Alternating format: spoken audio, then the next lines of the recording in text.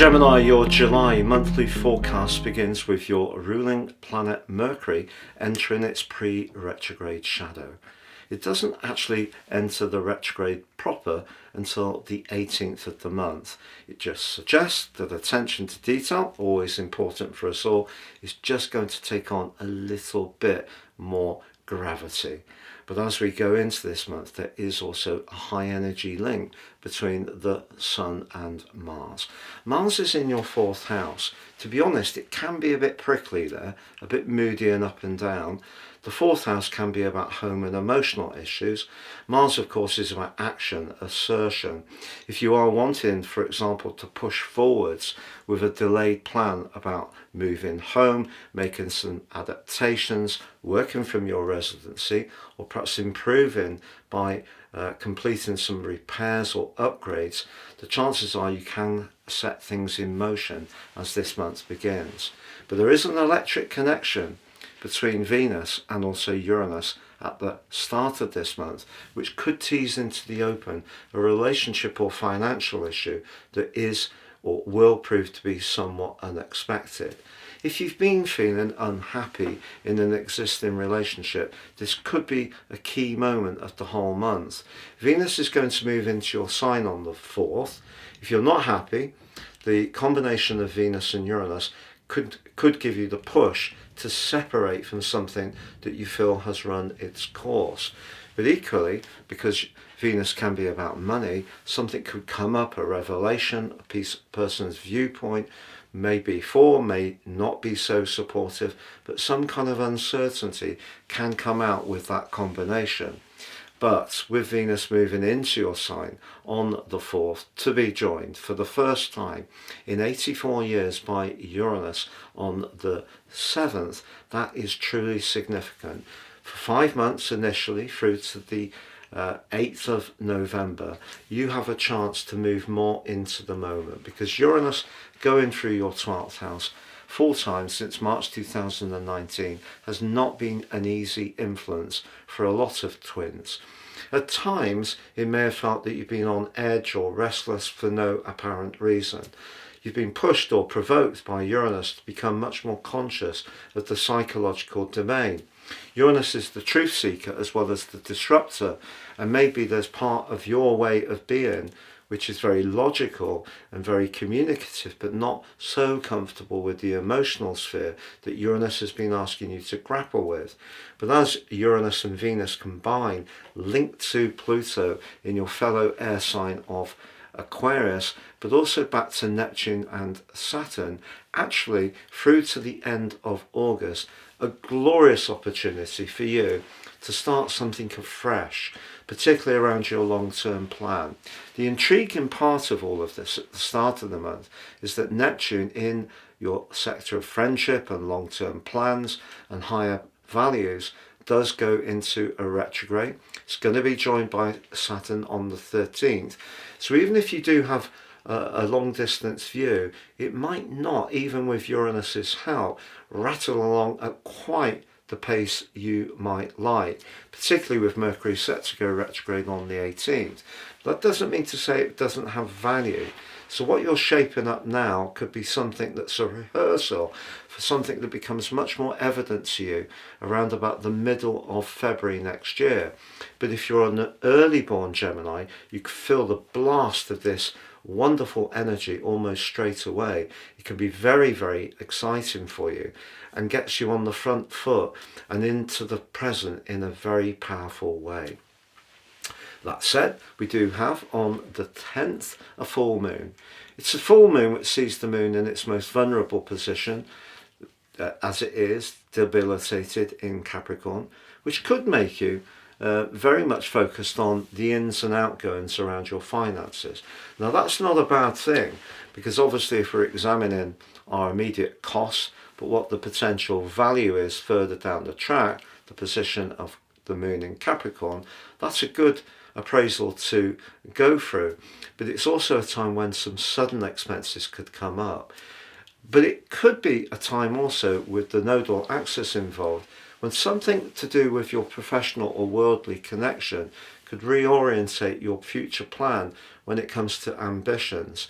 but you need to feel that the foundations in your world are working. So if something is out of kilter and you're paying over the odds for any kind of basic service, whether it's a utility, an insurance product, the cost of your fuel, your groceries, you're going to be wanting to tease out more value with that combination. Now, Saturn joins up with the aforementioned Neptune on the 13th in that retrograde. To be honest, through to the end of August, if you've got some fair weather friends, you're going to find out about them. Neptune can distort and erode, Saturn can limit, but equally the converse could be true. You could become much more conscious of who has got your back and who your values align to. So a long-term plan, as I mentioned before, might not be going quite as quickly as you would like, but at least you're becoming much more aware of what's really important within that plan and perhaps being pushed to develop a strategy of how to achieve it. Communications of all kinds may require extra care from the 18th through to August the 11th. As ever, with Mercury retrograde in the third house, misunderstandings with text messages, emails, siblings, neighbours in your community, online, social media could be very much to the fore. But Mercury retrogrades give us a chance to rethink. And the area that you could be thinking about is your beliefs, your world view. That could go through some kind of shift. In fact, that could become more to the fore on the 22nd when the Sun roars home into the sign of Leo. The Sun loves being here. This gives you more confidence to express and showcase your ideas, but it is challenged by the mighty Pluto. If there's a legal or contractual matter that is unresolved, it could come up in a very big way on the Leo new moon of the 24th. But Uranus in your sign, linking into it, as well as Saturn and Neptune, can give you or tease out some variable ways that you could approach this. It's just that there could be a power battle, I feel. If your views or philosophies are starkly different from someone else's, that's going to show itself for a month from the 24th of this July. But on the 30th, Chiron, the so-called wounded healer, which can be a superpower and can make you much more conscious of where you can use your skills, experience and knowledge to assist others, goes into a retrograde through to the 2nd of January. But again, it could be making you more conscious of who the friendships are that are worth investing in and who may need to make way. Sometimes our connections to others are because we have a shared interest. It could be a sports team, it could be a hobby, it could be some kind of philosophy, it could be political. But that doesn't mean to say that we're going to connect with those people in a more personal context. And that could be what becomes much clearer to you over these next few months. Venus, however, makes an arrival for you, which could be very positive financially as this month draws to a close.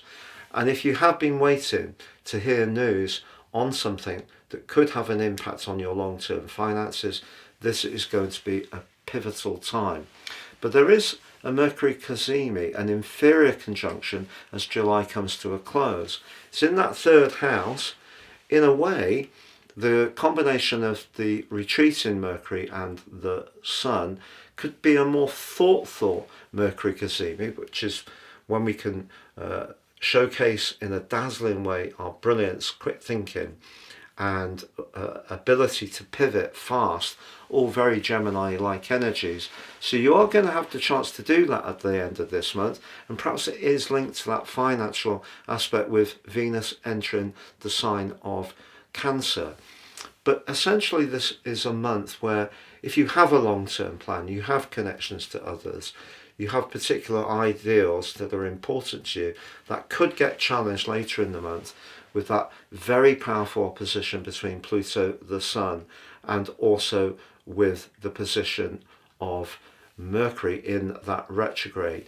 But also this is a month which can open up new frontiers for you.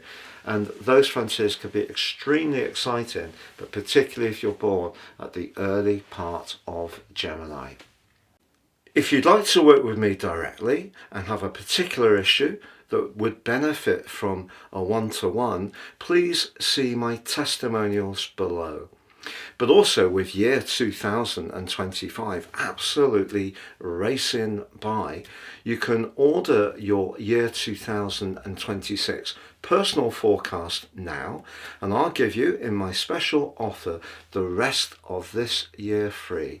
You'll also get 30% off, but also your life roadmap report, possibly the most important document any of us can ever read, helping us to understand the patterns that are playing out in our lives so far, getting a more intimate understanding of how to work with those energies, and together with the forecast, then timing our moves as best as possible for good outcomes in our situation. Please see the link below for more.